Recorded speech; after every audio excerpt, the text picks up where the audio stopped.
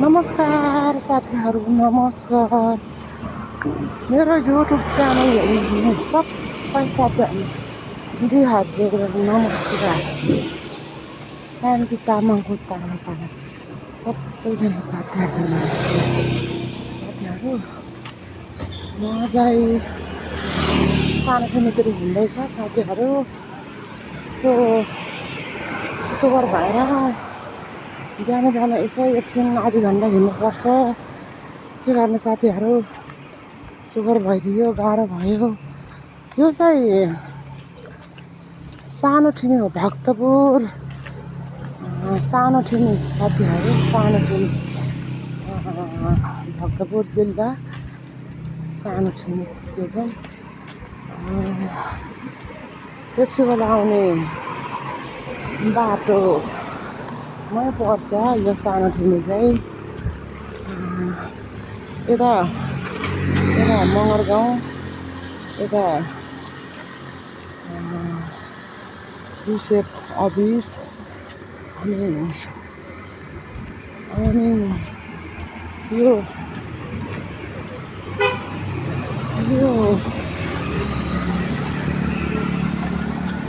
राम्रो गरे साथीहरू। उहाँले अलखबाट भिडियो गरेको। यो चाहिँ के भन्छ, बाल मन्दिर एसएस, बाल मन्दिर एसएस यो चाहिँ।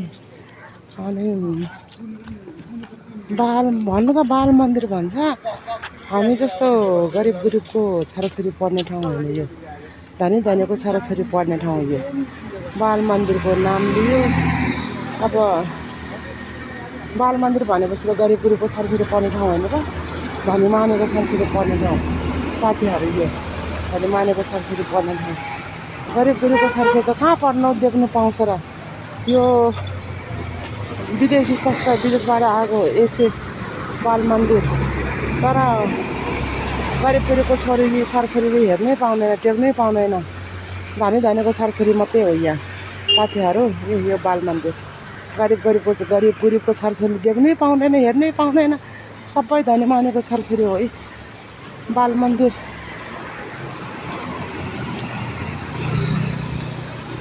हेर्नुहोस् बाल मन्दिर कति ठुलो ठाउँ छ। म पुरो सबैले देख्नु सक्दैन होला, सक्दैन होला।